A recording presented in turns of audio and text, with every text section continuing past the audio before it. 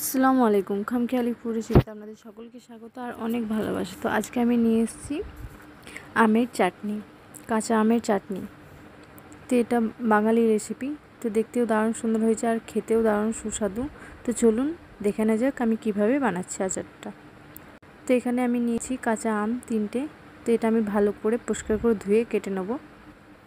তো এই দেখুন আমি পিস পিস করে আমগুলোকে কেটে নিয়েছি। তো চলুন এবার এখানে আমি বসিয়ে দিয়েছি কড়াই, দিয়ে দিচ্ছি 2 চামচের মতো তেল আর দিয়ে দেবো ফোড়নের জন্য একটা শুকনো লঙ্কা অর্ধেক করে ভেঙে দিচ্ছি, একটা তেজপাতা আর কিছু পাঁচফোড়ন। তো এটা আমি ভালো করে ভেজে নেবো তেলের সাথে। তারপরে দিয়ে দেবো কাঁচা আমগুলো। তো কাঁচা আমগুলো আমি 2 মিনিটের মতো তেলের সাথে ভালো করে ভেজে নেব।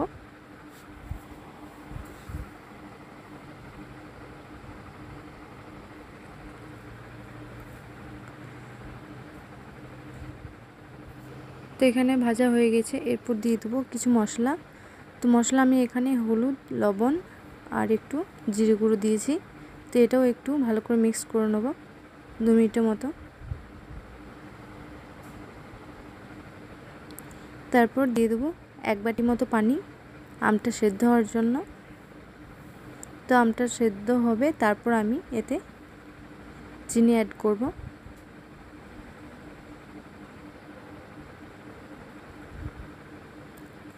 তো এখানে আমার আমটা সেদ্ধ হয়ে গেছে। এরপর আমি এখানে দিয়ে দেবো 1 বাটি মতো চিনি। তো আপনারা মিষ্টিটা কম বেশি করে নিতে পারেন। তো এরপর আরেকটু হতে দেবো যাতে চিনিটা ভালো করে আমের সাথে মিশে যায়, গলে যায়।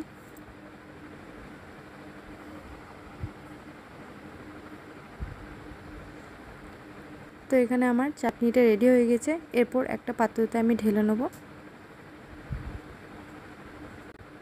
তো দেখুন কত সুন্দর হয়েছে দেখতে। দেখতে যেমন সুন্দর হয়েছে, খেতেও দারুণ টেস্টি। আপনারা অবশ্যই বাড়িতে বানাবেন। আর ভিডিওটা যদি ভালো লেগে থাকে তাহলে একটা লাইক, কমেন্ট আর চ্যানেলটা সাবস্ক্রাইব করবেন প্লিজ। Thank you. এখানে ভিডিওটা শেষ